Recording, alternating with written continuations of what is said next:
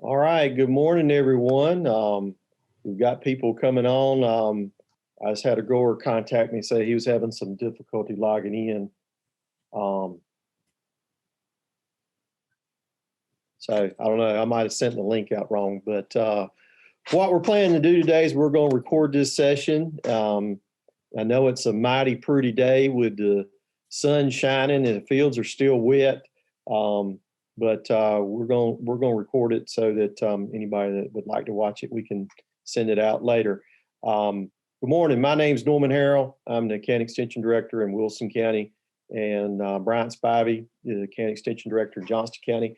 Wanted to put this seminar together, and it's basically just a mid-season tobacco greenhouse reminders. And we know y'all all have got a lot going on, but we wanted to kind of just go through some things to just serve as a reminder for you during this greenhouse season.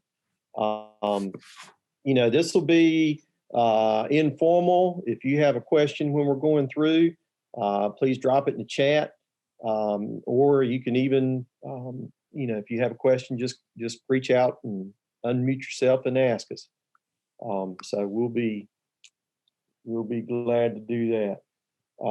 Give me 1 second here, and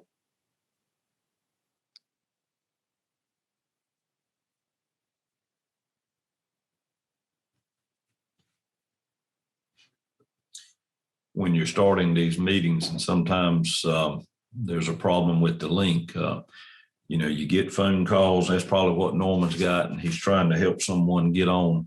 So we're going to be just patient a little bit here. It's not going to take us long when we get started. It's going to be fairly brief. We've probably got about maybe 30 minutes worth of material at most, and just trying to hit a few highlights. All right. Sorry about.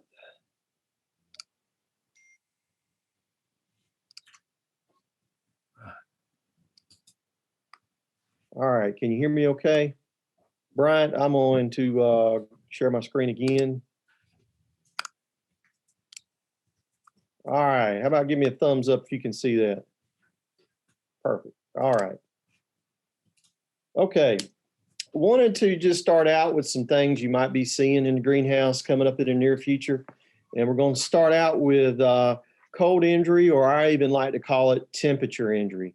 And this is something that really happens as a plant response from a high temperature during the day and maybe something late in the afternoon when the sun pops out on a pretty day like today. And at nighttime, we might have some really cool temperatures, and you just have a quick change in temperature from a high to a low. This will be the plant response. And it'll often do some really funky things if you hadn't seen it before. It'll make an oblong shaped leaf. As you can see what the ink pen is pointing to, right above the ink pen, you'll often see cupping up. You can see that leaf is cupped up. There's one on the right, really good as far as cupping up.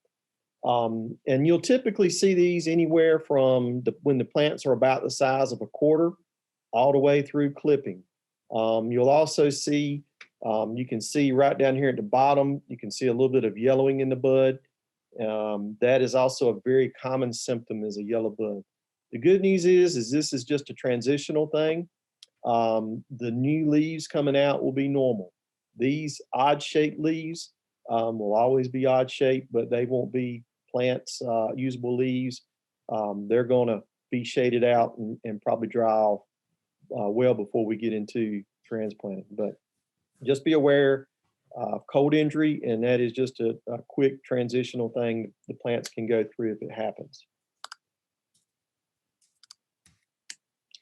As we think about when we might have to do some spraying in the greenhouse, I would encourage you to have a dedicated sprayer and a dedicated pump.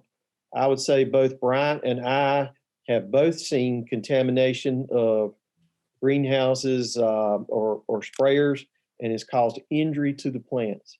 But having a dedicated sprayer and a dedicated pump will allow you to prevent those from happening. And I like this. This is a 60-gallon tank with a PTO roller pump. The grower is able to get the pressure that he needs, and he's also got the water volume there that he needs when we're applying some of these products in the greenhouse. All right, I also want you to think about when we're actually applying the product. Now, on the top left, this is a old photograph. And if you look right here, you can see in the gray sweatshirt, that's David Smith. And to the left, that pretty much was the typical county agent attire in the 2000 era. The excellence in tobacco production, green jacket, khaki pants, plaid shirt. That was pretty typical. You could put any tobacco agent in Eastern North Carolina in there. But this one does happen to be Bryant Spivey. This is Bryant standing there. And what we're looking at here is a TJAT spray pattern check. We have one of these at the Wilson Extension office. We'll be glad to check your spray pattern. If you want to look at it, we just fill it up with water. We lay it down on top of the plants and we can turn it on and spray. And there's these little grooves that get caught, catch all the water. And when you stand it up, you can see your spray pattern. Ideally, you want the nozzles to overlap by about 50%. And if they're not overlapping enough or they're overlapping too much, you're going to get an uneven spray pattern. And you can see that when you stand this spray pattern check up, the more uneven it is, these colored balls will float up and down. So this is not a perfect spray pattern. You got areas that are getting more product and you've got areas that are getting less product. Ideally, we want all of those red balls to be in a straight line. That would indicate we're getting a even spray pattern. Now, things we can do, it could be your boom height. That can be something. Everybody's got a little bit different situation in their greenhouse. But if it's too high or too low, mainly too low is where we see problems with getting an irregular pattern. And very commonly people run 80-degree nozzles, but if you're too low, you're gonna need to run a 110-degree nozzle to make sure you get the proper overlap. Also remember to check those spray nozzles. I've been in greenhouses and I've found 8004s to 8008s in the same spray boom, and I've looked up there and seen different colors. But you might want to just consider, if you hadn't changed your nozzles in a while, to go ahead and put new spray nozzles in your boom in your greenhouse, just to make sure we're getting that even application. As the plants continue to grow and we're beginning to get into clipping, we want to start when the plants are about 2 to 2.5 inches above the tray. And we need to stay about 1 inch to 1.5 inches above the bud. When we get down to 3/4 of an inch above the bud, research has shown that you really slow the transplant growth down. So we want to make sure we're above that inch, 1.5 inches above that bud. And of course, if your plants kind of get away from you and you clip the buds out, well, you're going to end up with a sucker instead of a tobacco plant, because it's going to sucker at every leaf axil. Clipping intervals. We've got 2 to 5 days there, and that's a big window. But what Bryant and I like is, as you begin, and you need to begin when some of your plants get ready, and it might be the plants in front of the heater. But you want to go ahead and start when you got plants that you can clip. And it might be longer intervals when it's early. But once we kind of get those plants going and growing, we like 2-day intervals. And for me, a Monday, Wednesday, Friday is a pretty good scenario. I like clipping more often so that you're taking less material, and that can help reduce dropping. And I also like to be able to go all the way through the greenhouse in a pass, whether it's 100 feet, 200 feet, 300 feet. I think it's better if you can go all the way through and dump at the other end. So those are just some things to keep in mind. Don't try and space it out too far apart where you're having to take a lot of material. We're using high suction rotary mowers and reel mowers in the greenhouse, and we need to make sure we're doing a good job collecting that debris, because when that debris falls down in those plants, that's what leads to a lot of the disease problems that we have. So on the rotary mower, make sure that you got your blade sharp. You want to make sure your vacuum bag is in good shape. It's not getting clogged up, doesn't have tears in it. And then your reel mower, you've got to be a little bit better at adjusting your reel mower. If you know how to do it and you feel comfortable with it, that's fine. But those reels, they turn and they push that canopy, that leaf, over a blade, and you actually, it's like a scissor cutting effect. When that roller blade comes across, it's pushing it across the blade, and you need to have the height of that set correctly as well, and you need that blade sharp. So if you can do it, that's fine. If you have a lawnmower repair service that could sharpen that blade and make sure that setting is correct, that's good. They need to be familiar with reel mowers. They need to be good with reel mowers to set that mower. And then Bryant said he's had luck reaching out to like a golf course maintenance green supervisor, because that's what they're using on greens at the golf course are those reel mowers, and they should be real experienced in setting those mowers. So just some thoughts there. Take Norm, the time and set Norman, those mowers. let me mention this too. Some of those guys can also put that reel, they'll take the reel off the mower and put it on a lathe and true the reel to the blade. And that can help performance of those mowers as well. It's a good point. Good point. Next, make sure you don't have any gas leaks. If you had never seen that, gas will melt tobacco plants, and you will be able to tell where every drop of gas leaks out or spills out of those tanks. So make sure you don't have a gas leak. It's important to sanitize your mowers. You're going to hear a lot today about sanitation, but the mowers, a 50% bleach solution would work good, and it'd be appropriate to do that after every clipping, is to clean that mower. Going to move into some disease management. The greenhouse is just an ideal environment for disease. We've got high humidity, high temperatures, and we've got lots of plants. And we don't have a lot of control options in the greenhouse. Dr. Gerald Peden always has said, you control the things that you can control.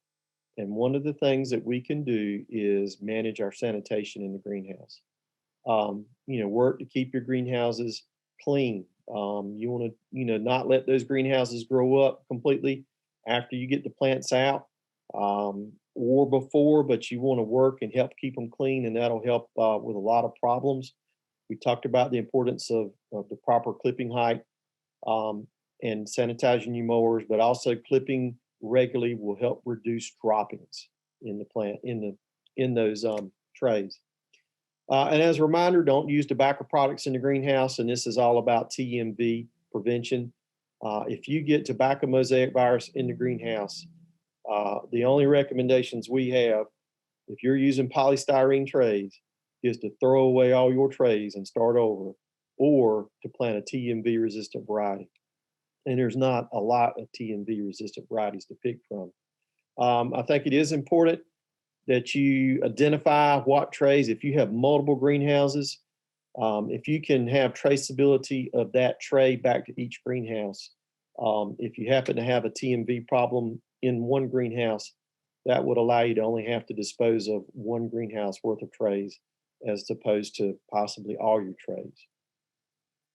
But the tobacco products, mainly we're interested in cigarettes. Don't smoke in the greenhouse, and if you smoke before you go in, you want to wash your hands. Milk is also another product that will deactivate that tobacco mosaic virus enzyme. We want to give greenhouses as much air as we can to reduce that humidity. Air circulation is important. And our fans, they're moving that air in the greenhouse. They're moving the heat in the greenhouse, and we really need those fans to help circulate that heat, keep that heat moving, and then that movement of air will also help reduce leaf moisture. Be mindful of keeping your walkway clean. If you got a concrete walkway, keep those walkways clean. Get debris out. Sweep them out, whatever you need to do, but keep those walkways clean to reduce pathogens. If you've got a rock walkway, you can lay some of the bed liner plastic and just let it lay over The rocks, it might be too late for that this year, but just be mindful of that. And then probably one of the things Bryant and I would want you to watch the most, if you've got a dirt walkway, think about if you're in there walking and every time your foot steps on that dirt, you kind of puff up a little bit of soil particles. These pathogens can be in the soil. So you want to try and minimize that, and maybe a piece of plastic over that soil could help reduce that. And then also just be mindful of where your shoes are at before you come in the greenhouse. You know, we've got all these pathogens are outside, and we don't want to bring anything and contaminate something from outside and bring it into the greenhouse.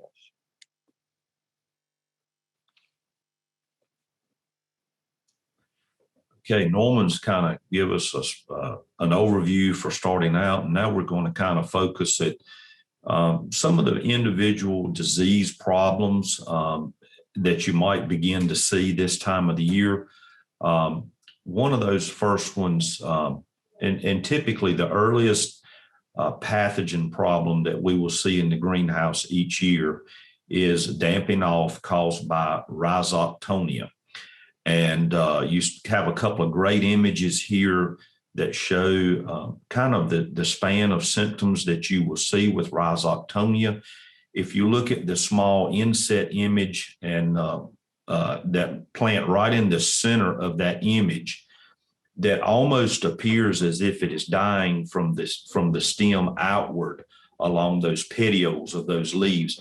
You could reach down and pick up those leaves, and they would probably just separate completely from the plant due to the decay that has happened there.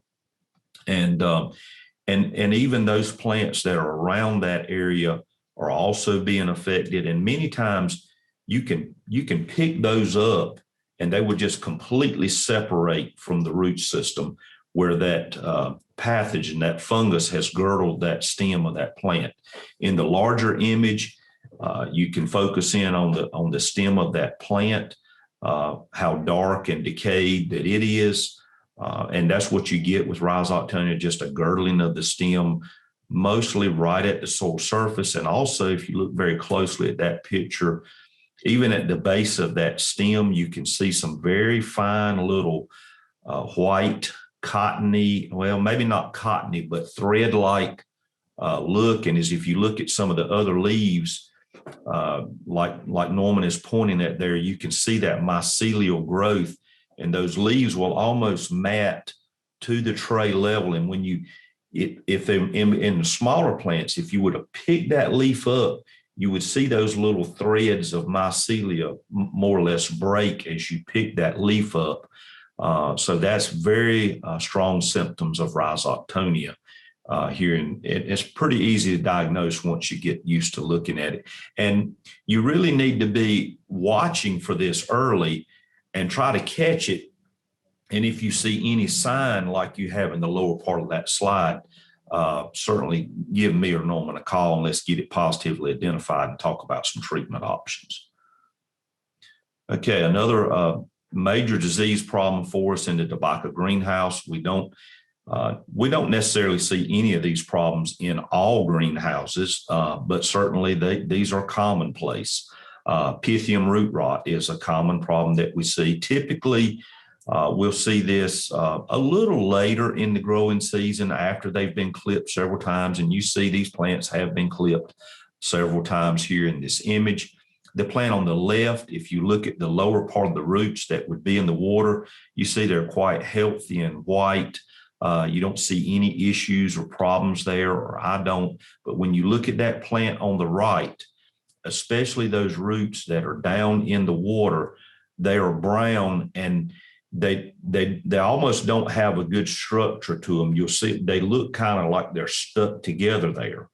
And that is a sign of Pythium. Now, as that disease advances, it can move on up into the root ball, and you would see the plant be more severe. This plant here still looks pretty decent in the root ball itself, but it can move on up till you just lose the bulk of those roots. This picture here is a closer up image. And again, look at those brown, just kind of, I call them mushy. Some people might call them water soaked looking, but, and a lot of times I notice when you pick a tray up out of the greenhouse, you know, the tendency is you pick it up and you want to lean it over so that you can look at the bottom of it and see what the root's like. A healthy root will sort of stand out straight from that tray, whereas an unhealthy Pythium affected root will lay down and more or less adhere to the surface of the tray, and they'll be brown and soft. And that's telltale signs of Pythium root rot. Okay, for treatment of Pythium, I think Norman and I are in agreement on this. We don't necessarily prefer a preventative approach to Pythium treatment unless a grower is in a situation where they routinely have problems with Pythium. And quite frankly, this is what I see. Farms that have a problem with Pythium, it tends to reoccur year after year. And so when you have Pythium, you need to treat with TerraMaster. And you probably need to be thinking about getting out front of that a little bit. So it sounds like I'm contradicting myself, but for people that routinely have a problem with Pythium, I would recommend a preventative approach. And 1.4 ounces of TerraMaster per 100 gallons of float water. You don't need to trim that rate. That rate needs to be at that level. I haven't looked at the label this morning, but there was at one time a lower kind of preventative rate on the label. I would not mess around at that level. I would go ahead with the 1.4 per 100 gallons and do that no sooner than 3 weeks after seeding, because you can get some phytotoxicity as seen in the picture at the bottom. You see that whitening and pinching on the leaves, and it affects the bud. And typically it is worse in the outside edge of the tray. And I've even noticed at times being worse on the outside edges of the bed. And it can lend those plants to premature flowering, which is obviously something we do not want. And they will take on a very sharp looking appearance early after transplanting. We don't want to do that. So you want to make sure you mix it thoroughly in the water. And if you look in that water and you're still seeing sort of a cloudy swirl in that water, that's a sign that you've not mixed it good enough. I would add that in a quantity of water, pump it into the bed if you're capable of doing that. And when you mix a bed of water, it probably needs to be mixed no less than 8 hours with a good pump, turning that water in those float beds. Our next disease that we'll talk about this morning is collar rot caused by Sclerotinia. Typically, this is one of the later diseases that we see in the greenhouse that shows up typically after we start clipping. And the disease cycle here is it needs some basically dead plant material, some plant material to get started on, like clippings off of leaves. And it's difficult. And you look in this picture and you can see evidence of clippings up in the upper portion of the canopy, the little dark spots up to the right-hand corner of the slide. But so we're dropping some clippings there, and that's giving a place for this pathogen to get started. It basically dissolves the plant at the base of the stem. Usually the pattern within the greenhouse will be spots. It may be one spot. Hopefully it's one spot, but I have seen cases where this is many, many spots throughout the house. They tend to be sort of circular in nature, and they may start the size of a baseball and get up as large as a dinner plate. But one of the telltale symptoms here, when you look down, when you part that canopy and look down, and you see this cottony white growth that is here, that is a telltale sign of Sclerotinia collar rot. So go ahead to the next slide. In the left-hand picture, you see a picture of a sclerotium, and that is the brown part at the lower part of that slide. It's a little seed-like structure. Those are formed on the stems of those plants Following that cottony white growth, you will sometimes find that sclerotia more or less attached to that stem, or I have found them down close to the surface of the tray when the plant was completely gone. And those sclerotia, they essentially sprout this little, I'm going to call it a mushroom-like structure called an apothecia. And that structure, if it's outside the greenhouse or when it is, it's going to release spores that will be windblown into the greenhouse, get on that dead plant material, and then start the kind of symptoms that you see right here again in the picture on the right. And so that's kind of the disease cycle. So that's one reason we want to make sure, and I think you can go ahead to the next slide, that we do a good job of sanitation. We want to keep things clean around the greenhouse. We want to sanitize the mowers, do a good job of collecting our clippings and so forth there, so that we don't have leaf debris. That gets back to that frequent mowing and not taking too much at one time that Norman was speaking about. We want to have good ventilation, giving as much air to keep things dry in that greenhouse. And then another key is to make sure that we discard those clippings well away from the greenhouse, at least 100 yards, because those can be a source of the pathogen in another year. I see a lot of people use sweet potato boxes or front end loader or something like that, or pick up, but get those clippings away from that greenhouse. The last disease I think that we're going to talk about this morning is bacterial soft rot. This would probably be one that many of you might have never seen, at least not a lot of it, but it can probably be the most devastating disease in a tobacco greenhouse, or certainly it can be very devastating. It generally occurs when plants are tender, maybe a little bit over fertilized, and you will see, like the plant on the right-hand picture there, you will see it in the midrib of the leaf. Sometimes I see it when I believe it has started in that midrib, and then it progresses down into the stem, and even the leaf above that lower leaf on that plant. You see how that infection of that bacteria is from that leaf attachment down to the root ball. And I can tell you that there's no salvation for that plant. It is not going to make a usable plant. Even if the plant survives in the greenhouse, it's going to be a very, very poor performer in the field. Oftentimes, that dark stem lesion there will be just on one side of the plant, but it will go all the way down to the root ball, and the plant will not root in that area. And so that's a telltale sign. And sometimes you will see these when you're getting them out on the transplanter, and you'll see that little brown streak on the bottom of the stem. That is a sign that you've had some bacterial soft rot. Go ahead to the next slide, Norman. So precautionary statements here: do not over fertilize. We talked about fertilization last time. Basically 150 plus 100, a total of 250 parts per million in most situations is enough. But I would point out, also don't let your water levels drift too low. If your water gets low and you've not utilized a lot of fertilizer, then your fertilizer is getting high. It's because it's based on concentration, and then that's causing you maybe to be in an over-fertilized, over-tender state. Good ventilation.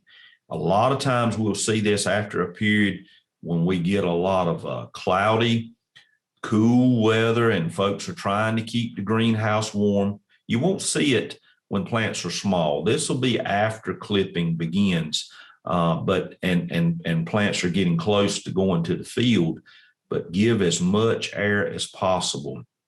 I can't say enough, when you get plants that are clipped and ready to go to the field, 50 to 55 degrees is warm enough. It's warm enough if it's in the daytime. It's warm enough if it's in the nighttime, as long as that plant is progressing to the point that you need it to be for transplanting. And keeping those plants cool and giving as much air as possible will reduce the potential for this kind of disease. Sanitation, certainly keep everything clean. Again, minimize the clippings and droppings. a place that I oftentimes see this disease get started is along the end of the bed, at the end of the greenhouse, where you have to move that mower back and forth to get to that outside edge. And you've got more ground up clippings coming in that area. So if your greenhouse is built such that you can run the mower out of the bed, then come to the walkway, that's a benefit, but just be careful and watch in that area and minimize those clippings and droppings. The only treatment that we have for this is streptomycin.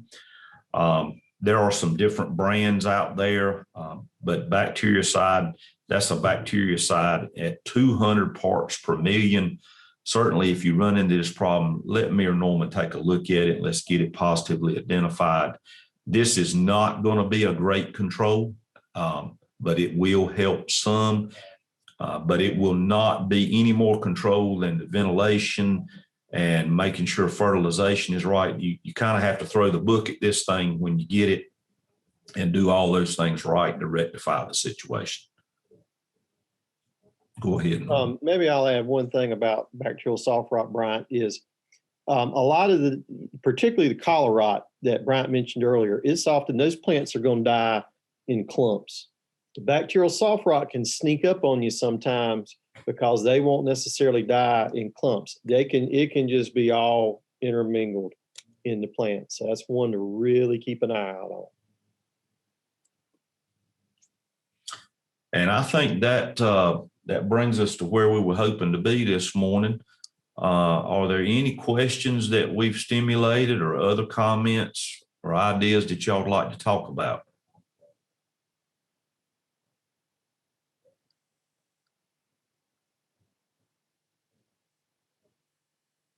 And you could type those in, you could send us a text. You know, there are control options for these things, but you know, that's one of those touchy areas. And again, just call me or Norman when you get into those situations. We do have some labeled fungicides for target spot, for instance. We didn't talk about target spot today. I don't think we showed those pictures. Target spot is it's the same pathogen that causes Rhizoctonia damping off that we showed in the pictures. And usually it occurs when plants are a little low in nitrogen. And you know, you can see it as you approach transplanting sometimes. Or if the plants get drifted a little low in nitrogen, or if you get areas in the bed that are not, you know, you're not mixing good and not getting fertilizer to those areas, you will see some target spot. And Quadris is labeled for that one. And so we've got some options we can do. But when you get in these situations, let's just get a positive identification. Something I didn't mention on Pythium that probably should be mentioned. There's a lot of things that can look like Pythium. There's a lot of reasons that your roots in the water could be a little off, and you just don't see every greenhouse be the same. It's affected by water quality and other things that are going on. You go in some greenhouses, it's a mass of white roots in the water, and others will have almost none.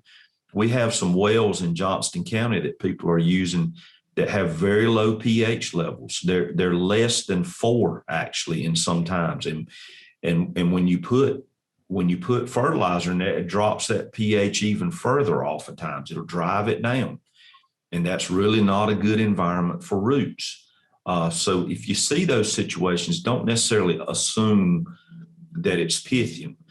Norman or I, either one, could take those plants that are infected with Pythium, and in 20 to 30 minutes with a good, reasonable microscope, which we've got in our offices, we could create a slide and look at those slides, and we can identify the oospore that will be in those roots if it is Pythium. The other problem we have seen, but it's not very prevalent, is black root rot, and we can identify that one as well, and that could possibly be confused with Pythium. But just don't assume that everything that goes wrong with a root in a waterbed is Pythium. I really get concerned with Pythium is when I see the plants, I can see they're not growing normally. A spot where the plants are smaller than other plants. And when you pull that plant out of that cell, you actually see brown roots up in the cell. That's kind of when I get concerned because, like Bryant said, I'll see the roots almost like molt sometimes. You'll see them die off, but you'll have another white group of white roots come through, and that's always a good sign. Yeah, like Norman said, I'm usually unconcerned about what those roots in the water look like until I see a problem with the plants above the tray level. Oftentimes, Pythium will occur in a spot in the bed. It might be a tray or two or 3 or 4 trays. And all of a sudden you'll notice the mower is not clipping those plants there because they're smaller. And, you can tell when those plants have got the flat top on them and then there's a spot out there that looks different, it'll stand out to you. And that's the way we'll normally get started looking for Pythium.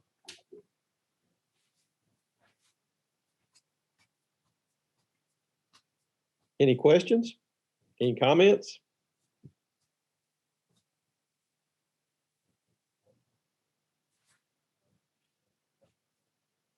Well, I'd just like to say thank you for joining us today. We know you've all got lots of things to do, but Bryant and I wanted to try and put these together, and we tried to make them concise where they don't last long. And certainly if we see some more things come up during the year, this is something we can put together relatively quickly to help get information out. And we are recording this today, and so we'll have the recording available. We'll probably go ahead and send that out on email. And so if there are other people with your organization or people that work for you that you'd like to see some of these pictures or anything like that, it'll be of use to you, hopefully, and you just use it as you see fit. Thank you very much for your time today. And we'll hang around a few minutes if y'all have any questions, and but otherwise we're done.